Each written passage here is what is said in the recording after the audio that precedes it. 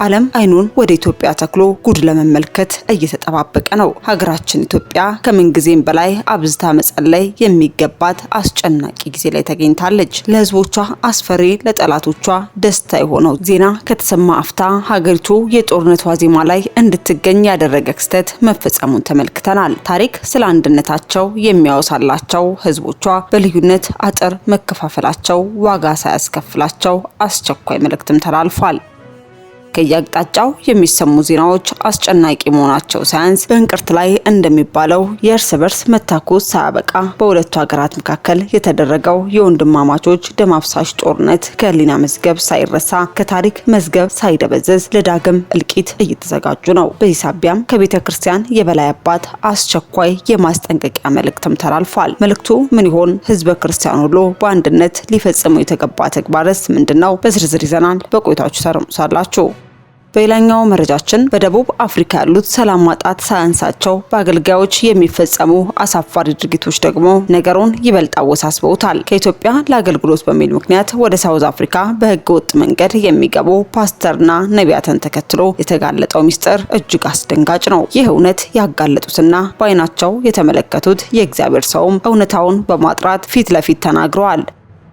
ታዲያ የሀገራችን ነቢያቶችና ፓስተሮች በቤተ ክርስቲያን ስም በደቡብ አፍሪካ የፈጸሙት ጸያፍ ተግባር ምን ይሆን? እነዚህ አካላትስ እነማን ናቸው? የተነገረው እውነት ምን ይመስላል? የሚሉትን እንዲሁ በመረጃችን አካተን ይዘናል። ታደምጡሳላችሁ። በስተመጨረሻም በራያን ነገር አየሁ። በዚህ ሳምንት ከዚህ ሀገር ካልወጣ ሬሳ ይወጣል። በዚህ ሳምንት አሁን ያለንበትን ከተማ ለቆ ካልሄደ ሲገሉት አይቻሉ። ለታዋቂው ሐዋርያ የተነገረ ትንቢት አስደንጋጭ ሆኗል። የእግዚአብሔር ሰው ነብይ ሚራክል ተካ ታዋቂው አፖስተል ሲሞት አየው አሁኑኑ ሀገር ለቆ ይውጣ፣ ካልሆነ ግን በማለትም በታዋቂው አገልጋይና ሐዋርያ ላይ አስደንጋጭ ትንቢትም ተናግሯል። በሳምንት ውስጥ ከዚህ ሀገር ካልወጣ ሬሳ ይወጣል። ይህ ነገር ከመፈጠሩ በፊት ከእግዚአብሔር ዓለም እውነቱን አይቻለሁ ሲል የእግዚአብሔር ሰው ነብይ ሚራክል ተካ ታዋቂውን አገልጋይ በመጥራትም በህይወቱ ላይ ሊፈጸም ያለውን አስፈሪ ትንቢት ተናግሯል። ነብዩ በሳምንታት ጊዜ ውስጥ ሀገር ለቀህ ካልወጣ ሬሳ ይወጣል ሲል የተናገረው ትንቢት ለማን ይሆን? ይህ አፖስትልስ ማን ነው? የሚሉትን በመረጃችን ይዘናል። በቆይታችሁ ከአንደበቱ ታደምጡሳላችሁ። እስከ መረጃው ፍጻሜ አብራችሁን ቆዩ።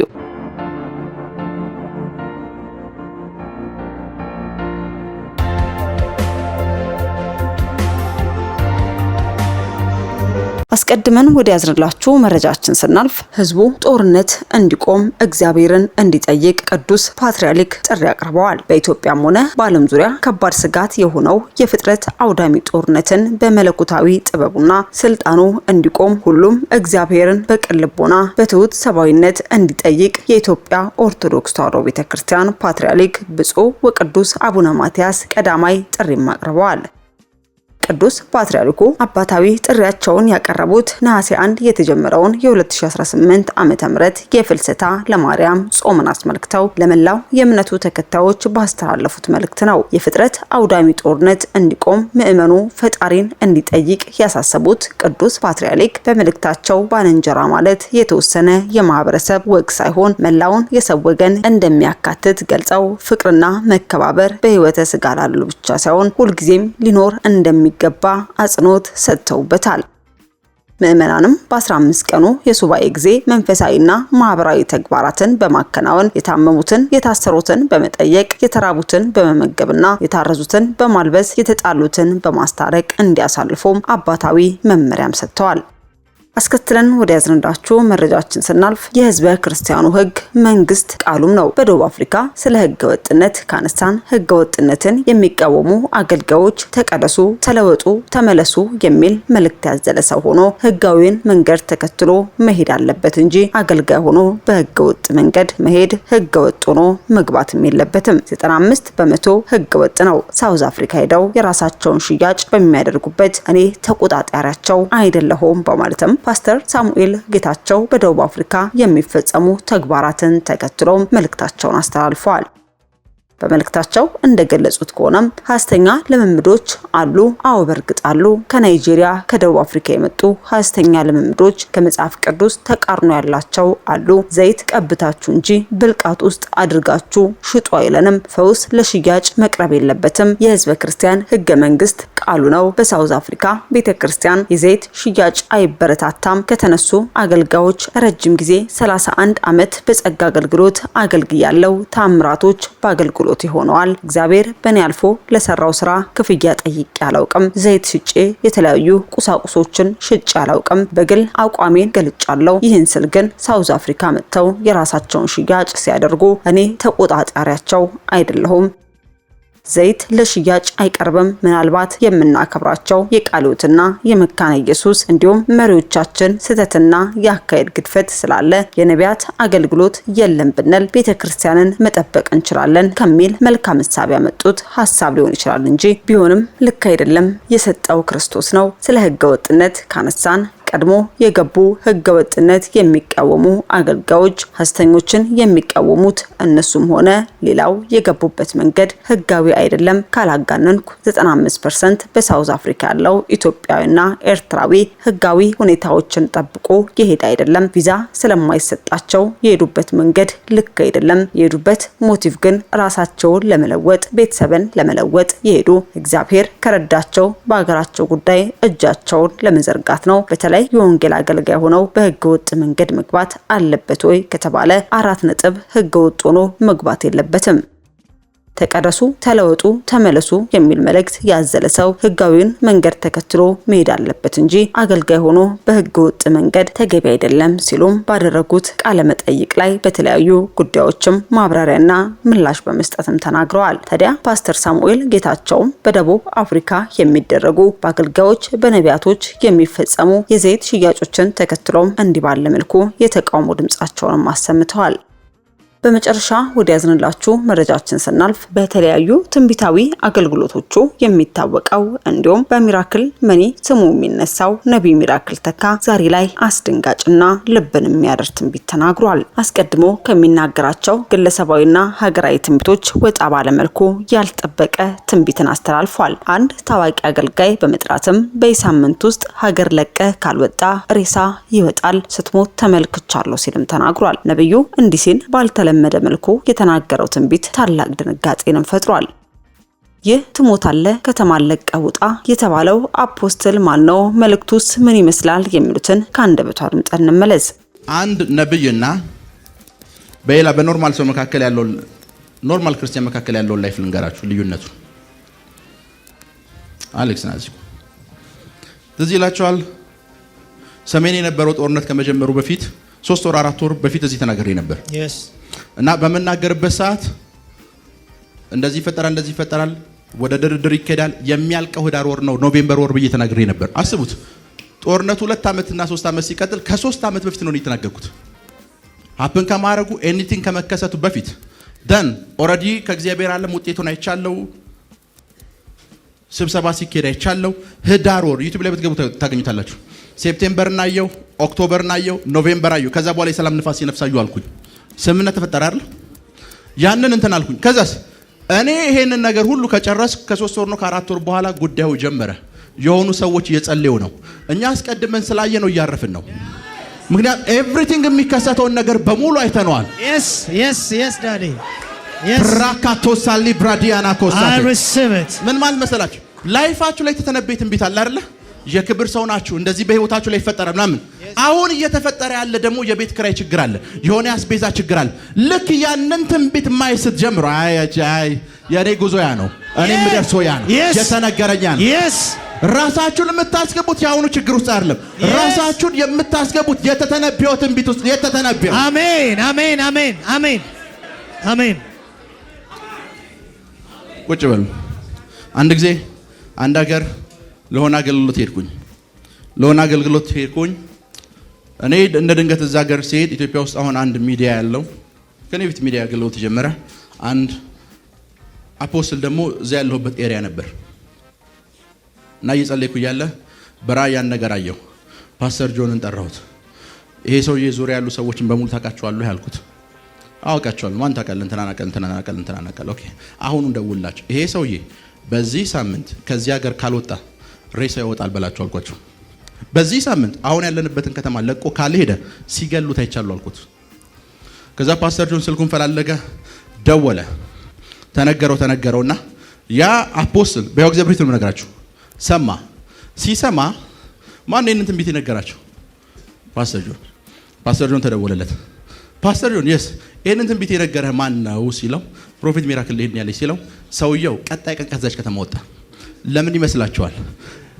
እዛች ከተማ ውስጥ ስለሱ የተነገረ ነገር አለ። እዛ ትንቢት ውስጥ መኖር አይፈልግም፣ መሞት አይፈልግም፣ መኖር ይፈልጋል። የብዙዎቻችሁ ትልቁ ችግር ምን ታውቃላችሁ? የተነገረባችሁ ሟርት ውስጥ መኖር ነው የምትፈልጉት ከተነገረባችሁ ትንቢት በላይ። ሰፈር ውስጥ አቺም የትም አደርሽም ሲሉስ ራስሽን እዛ ውስጥ ከተሽዋል። ጌታሳ አይ ባንቺ ሀገር አናውጣለሁ። አሜን አሜን አሜን አሜን አሜን አሜን። እዚህ ውስጥ መኖር ሲገባሽ እየኖርሽ ያለሽው እዛኛው ውስጥ ነው። አስብ። ለዚህኛው አፖስትል የነገርኩት ነገር አንድ ነው። እንደዚህ አቀነባብሮባ ሊገሉ ነው፣ ጨለማው ዓለም ላይ የሞት ቀን ይሄ ነው ብላችሁ ንገሩት ነው ያልኳቸው። እግዚአብሔር ሊገልህ ነው አይደለም ያልኩት። በዚህ ቀን ሊገሉ ነው፣ ቶሎ ውጣ በሉት ነው ያልኳት። ሟርቱ ውስጥ ከሚኖር የተተነበየው ትንቢት ውስጥ መኖር መረጠ። ጨለማው ዓለም ላይ ለሱ ላይፍ ላይ ከተነበየው ወይም ከተነገረው ንግርት በላይ አይ ጌታ በእኔ ያልጨረሰው አለ መመለስ አለብኝ ብሎ ተመለሰ። ብዙዎቻችን ትልቁ ችግራችን ከተነበየልን ትንቢት በላይ የተነገረብን ሟርት ውስጥ ነው የምንኖረው። የተነገረባችሁ ድግምት ውስጥ ነው የምትኖሩት። ባዶ ነሽ፣ ምንም የለሽም፣ አንቺ የትም አደርሽም የሚባል ነገር ውስጥ ራሽከት ጌታው ያታየኝም። ጌታስ ስላንቺ ብዙ ነገር አልተናገረም? ለምን ያኛው ውስጥ ራሽን ተከቸዋለሽ? ይሄኛው ውስጥ ለምን ራሳችሁን አከቱት? ይሄኛው የተነገራችሁ ትንቢት ውስጥ፣ ይሄኛው የተነገራችሁ የእግዚአብሔር ድምጽ ውስጥ ራሳችሁን ለምን አከቱትም? ራሳችሁን ለምን አከቱትም? ላብራዲያና ኮስታንዳራ ባሃሻ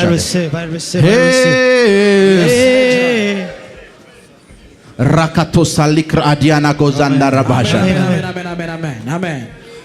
አሜን። ጌታ ኢየሱስን አይታችሁታል? የኖረውን ህይወት የሆነ ከተማ ይገባና የሆነ ነገር ያደርጋል። እንደተተነበየውም በመጽሐፍ እንደተጻፈውም ሆነ የሚል ጥቅስ ታገኛላችሁ። ከዛ በኋላ የሆነ ከተማ ውስጥ ገብቶ የሆኑ አነጋጋሪ ነገሮች ሀፕን ያደርጋል። ከዛስ አሁን የሰማችሁት በጆሮአችሁ ተፈጸመ። ተተንብዮ ነበር። ምን ተተንብዮ ነበር? ድንገት አይደለም ያደረኩት። እዛ ትንቢት ውስጥ የዛ ትንቢት ፍጻሜ ሆኜ የዛው ትንቢት ውስጥ ሆኜ ነው የመጣሁት። አሜን አሜን አሜን አሜን። እዛ ትንቢት ውስጥ ሆኜ ነው የመጣሁት። እናንተ ድንገት እናት ወይ አባቶቻችሁ ተሳስተው አይደለም ወደዚህ ምድር የመጣችሁት። እዛ ላይፍ ውስጥ የሆነ አንድ ልጅ ተብሎ የተነበየ ትንቢት አለ። አሜን። የሆነ ጫን ያንን ላስፈጽም ነው የመጣሁት። አሜን። ያንን አሜን አሜን አሜን አሜን አሜን አሜን። ያንን ምልል ላስፈጽም ነው የመጣሁት። ያንን ላስፈጽም yes ላብራዲያና ኮሳ ዳጋዳራ ባሻ አሜን አሜን አሜን አሜን አሜን ላስፈጽም ነው የመጣሁት። ላስፈጽም ነው የመጣሁት። አሜን። ምን ልል የመጣሁት? ላስፈጽም ነው የመጣሁት። ኖርማል ላይፍ ለመኖር አይደለም የመጣሁት። ላስፈጽም ነው የመጣሁት። አሜን። yes ሬናርድ ቦንኬ የሚባል የእግዚአብሔር ሰው ታውቃላችሁ? ወደ አገልግሎት ውስጥ ከመግባት በፊት አንድ ጊዜ እንግሊዝ ውስጥ ይመስለኛል እንግሊዝ ውስጥ አንድ ስፍራ ውስጥ ወክ እያደረገ ድንገት ቀና ሲል እንግሊዝ ምድርን ያናወጠ አንድ እግዚአብሔር ሰው ቤት ጋር ደረሰ። ቤቱ ላይ የሰውየው ኔም አለ። አነበበ ቦንኬ። አስቡት፣ ወክ ሲያደርግ ድንገት አይደለም እዛ የደረሰው። በር አንኳኳ ቦንኬ። ሚስትየዋ ከፈተች። እሳቸው ደክሟቸዋል፣ አሁን ማረፍ ይፈልጋሉ፣ ዊልቸር ላይ ናቸው። ሌላ ጊዜ ናሉ። ውስጥ ያሉት ያ የሸመገለው ሰውዬ ሽማግሌው እግዚአብሔር ሰው ተይው አስገቢው አላት። ሰውየው ገባ። ቦንኬ ተንበረከከ። በሱ ህይወት ላይ ተነበየ። አፍሪካን እግዚአብሔር ሰጣል፣ እንደዚህ ይሆናል። አስቡት፣ ቦንኬ እዛሽ ከተማ ውስጥ ወክ አድርጎ እዛ የእግዚአብሔር ሰው ቤት በር ላይ ሲያንኳኳ ድንገት ይመስላችኋል? ኖ፣ ከሆነ ታይም በፊት የዚህ ሰውዬ ቅባት እሱ ላይፍ ላይ እንዲሰራና እንዲያልፍበት አሜን አሜን አሜን አሜን። መለኮት ያደረገው ፕሮግራም ውስጥ ነው የገባው። መለኮት ያደረገው ፕሮግራም ውስጥ ነው የገባው። አሜን። ድንገት የሚባል ህይወት የላችሁ። ሰደን የሚባል ላይፍ እናንተ ህይወት ውስጥ የለም። አሜን። የተተነበየ ትንቢት ውስጥ ነው የምኖረው። አሜን። ድምጻቸው አይሰማም። አሜን። ድምጻቸው አይሰማም። የተተነበየ ትንቢት አሜን አሜን። የኢሳይያስ ቁጭ በሉ። የኢሳይያስ መጽሐፍ ውስጥ አንድ በጣም ወዳት ቃል አለች። እግዚአብሔር የተናገራት የመጀመሪያውን አለ ከመጨረሻው ተናግሬያለሁ። አሁን እየተፈጠረ ያለውን ከመጨረሻው ምን ብያለሁ? ተናግሬያለሁ። ያ ማለት አሁን ምድር ላይ ያለው የእግዚአብሔር ፕላን ድንገት እንደዚህ ከተፈጠረ ተብሎ አይደለም። ከመጨረሻው እግዚአብሔር ጀምሯል። በቃ ከመጨረሻው ከዛ እስከ መጨረሻው ወደ መጀመሪያው ይሄድ ያለ ባይብል ውስጥ ጌታ ኢየሱስ አንድ ጊዜ እንደዚህ አለ። መጽሐፍት ቢሆኑ አለ፣ ነቢያት ቢሆኑ፣ መዝሙራት ቢሆኑ የተጻፉ ስለማን ነው? ስለኔ ነው። መጽሐፍ ቅዱስ ውስጥ የምታነቧቸው የእያንዳንዱ ሰው ህይወት ሰደ እንዳልሆነ ታውቃላችሁ።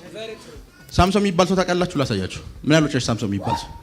ሳምሶን የመጀመሪያው ፍቅረኛው እስራኤላዊ ነች። አፈቀራት፣ ከሷ ጋር አልሆነም። ቀጣይ ማን አፈቀረ? አህዛብ ሴት አፈቀረ። እና ቤተሰቦቹ ይላል ሊያስቆሙት መጡ ይላል። ከዛስ ምን ተፈጠረ? ነገሩ ከእግዚአብሔር እንደሆነ አወቁ። አህዛብ ሴት ነው ያፈቀረው። ነገሩ ግን ከማን ነው? ለዛች አህዛብ ሴት ሲል ሞተ። ለየትኛዋ? ለአህዛቡ። በአህዛቡ ምክንያት ሞተ። በአህዛቡ ምክንያት መሞቱ አይደለም። ሲሞት እንደዚህ ይላል፣ በህይወት እያለ ከገደላቸው በሞቱ የገደላቸው በለጠ። ምን ማለት መሰላችሁ? የሳምሶን ህይወት ውስጥ ኢየሱስ ላሳያችሁ። ኢየሱስ መጀመሪያ የገዛ ወገኖቹ ጋር መጣ። እነሱን አፈቀረ።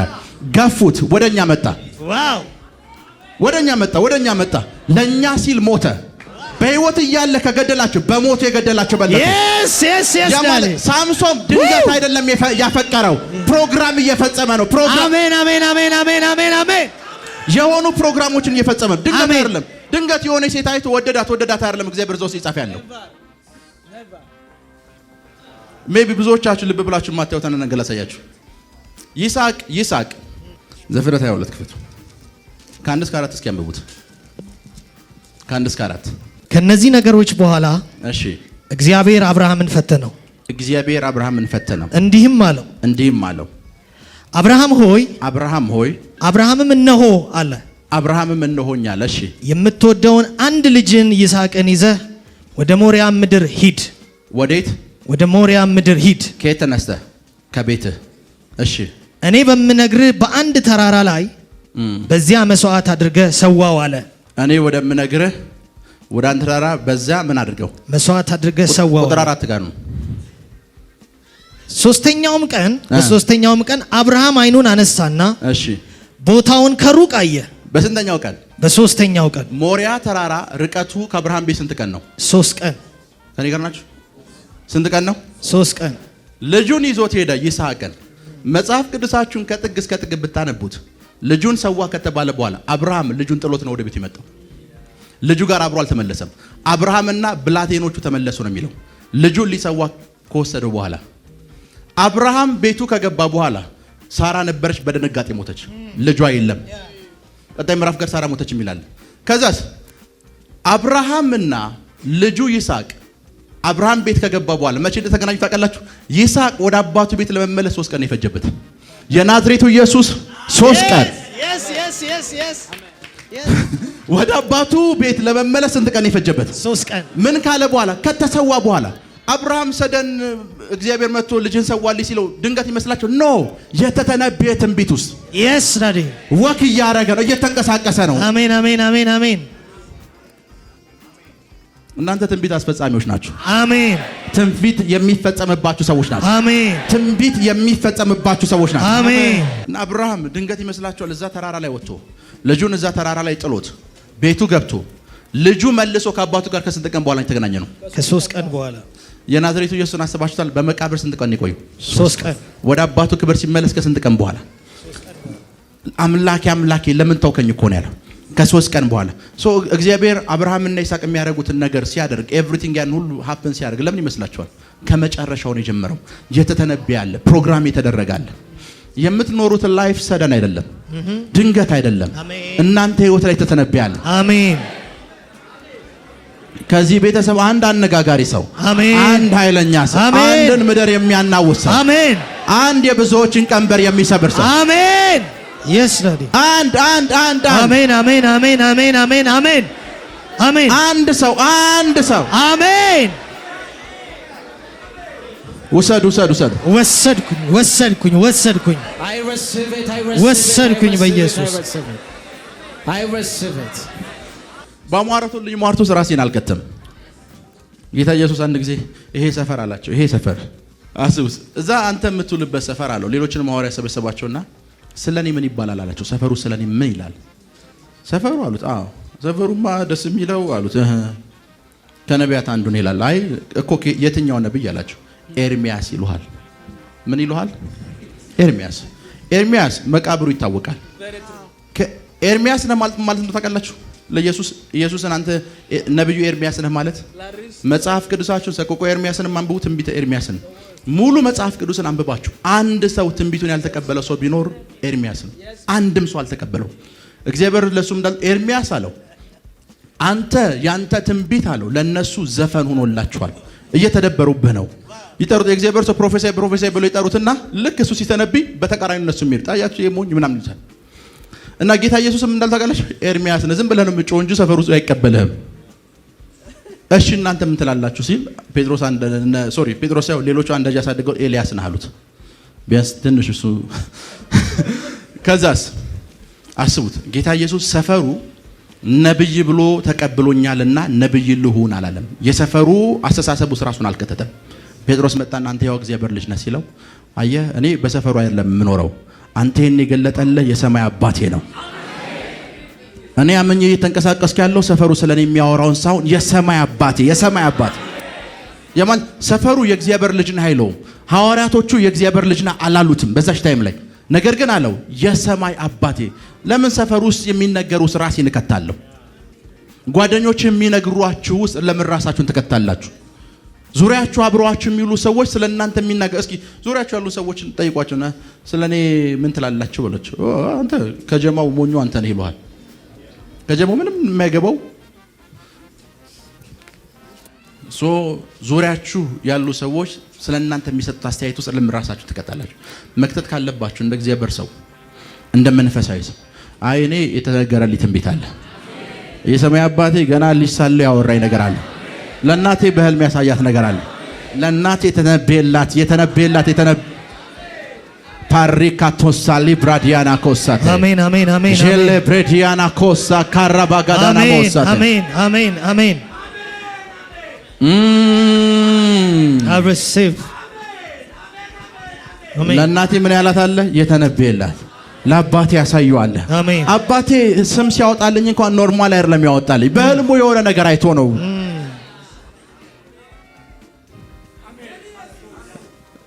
የዛሬ 2 ወር ነው 1 ወር መሐመድ ማታ የሚባል ሰው እዚህ ተነበየሁለት።